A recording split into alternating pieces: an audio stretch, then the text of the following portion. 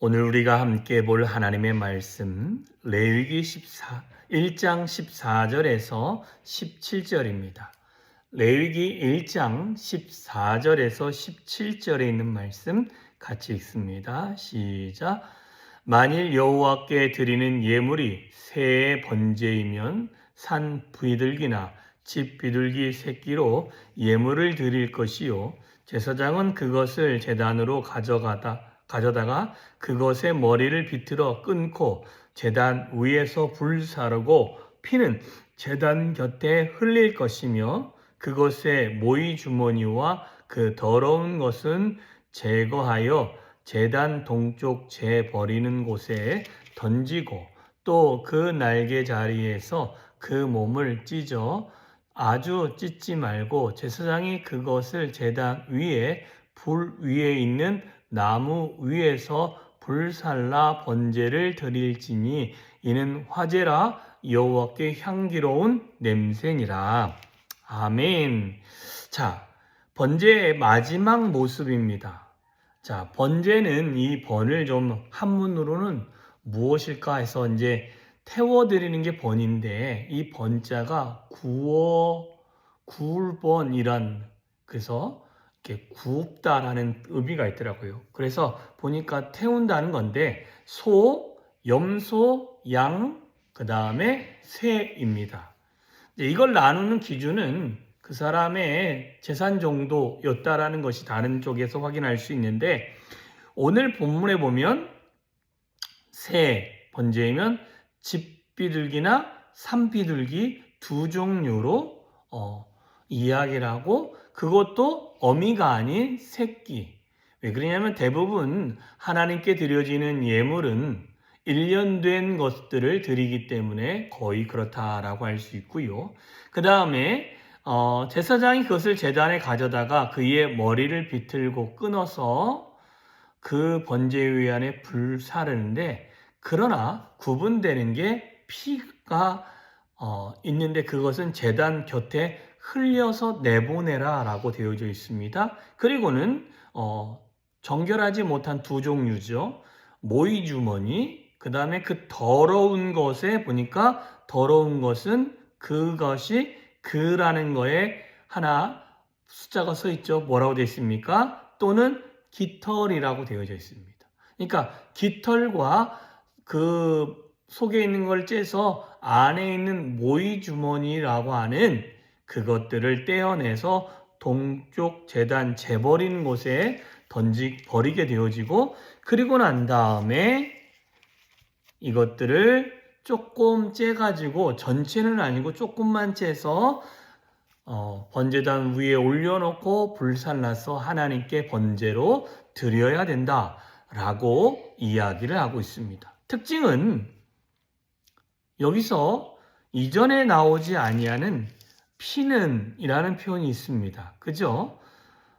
5절에도 피를 가져다가 회막문 앞에 사방에 뿌리죠. 그죠? 그리고 11절에도 피를 사방에 뿌립니다.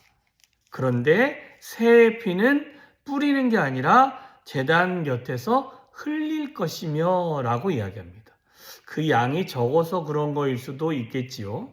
그런데 일단 흘린다라고 되어져 있고 그 다음에 그 안에서 몸을 찢는데 약간 모이주머니만 이렇게 끄집어낼 수 있을 만큼만 하고 전체는 꺼내지 않는 모습이 나오게 되어집니다.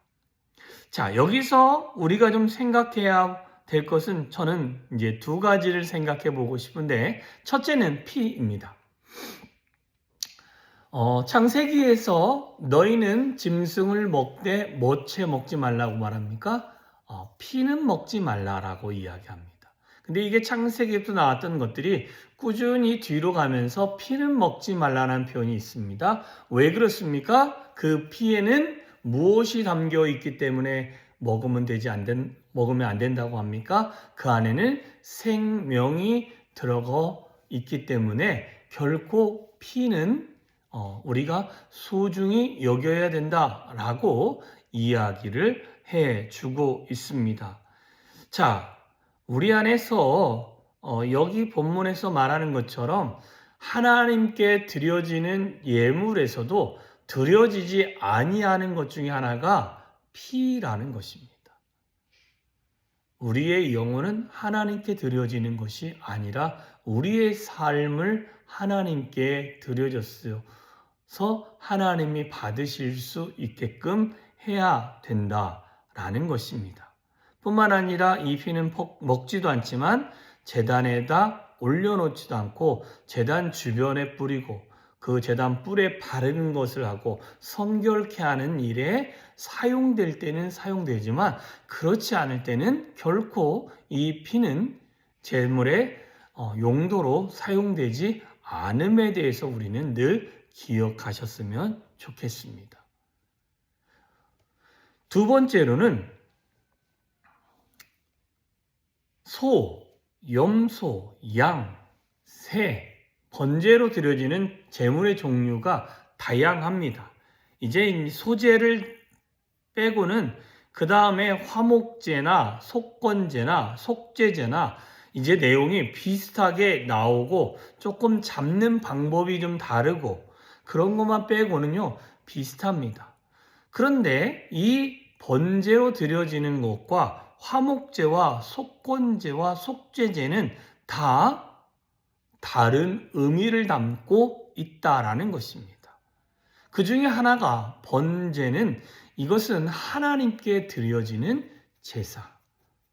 어떤 다른 문제를 가지고 나와서 드려지는 것이 아니라 이 번제는 하나님께 드려지는데 하나님께 드려지는 제사는 뭐가 되어졌던 그것을 드려짐으로 말미암아 하나님께 향기로운 냄새로 하나님이 받으시는 것이다 라는 것입니다. 그죠? 그런데 이 드려지는 이 예물에서 하나님이 받으시는 이 번제에서 제물이 다 다르다는 것은 삶의 형식이 다르고 삶의 방식이 다르고 사람의 부의 정도가 다르고 사람의 가치 수준이 다르고 또한 사람이 말하는 정도와 모든 것이 다 다르듯 하나님 앞에 예배하는 자는 다 각각 다른 모습이고 다른 유형이고 다른 삶의 양식이고 다른 삶의 가치를 가지고 살아가는 존재들인데 그들이 다 다르지만 그들의 삶을 통해 하나님께 자신의 삶을 태워서 하나님께 제물이 되어지고 그 제물이 되어진 것이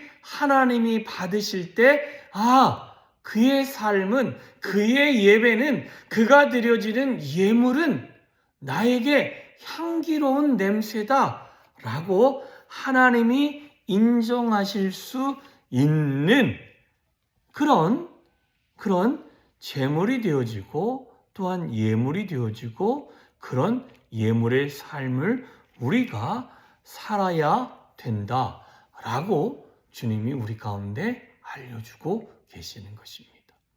그러니 여러분 소 정도 된 사람은 소를 드리고 양과 염소 정도 되는 사람은 양과 염소를 드리고 다만 나는 그 정도도 안 되면 새면은 새의 모습으로 드리는 것입니다. 근데 보세요.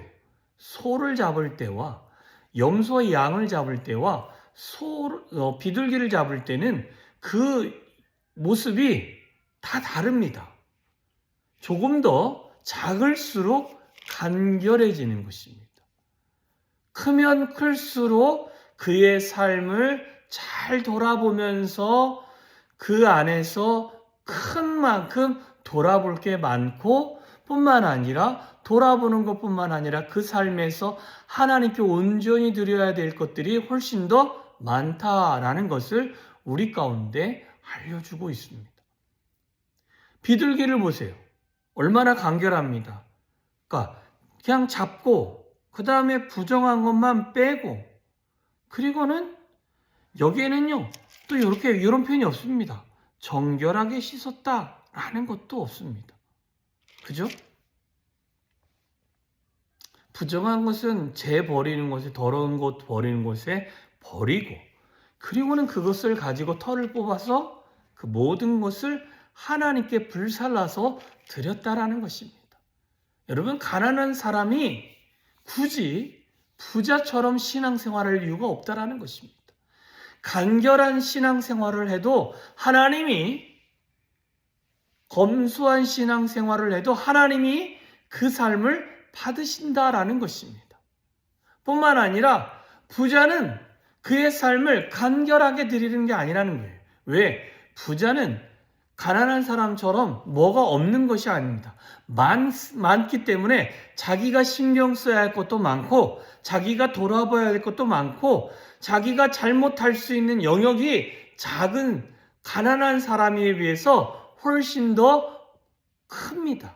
그래서 주님도 하나님 나라는 가난한 자보다 부자가 들어가기가 훨씬 더 어렵다라는 것입니다.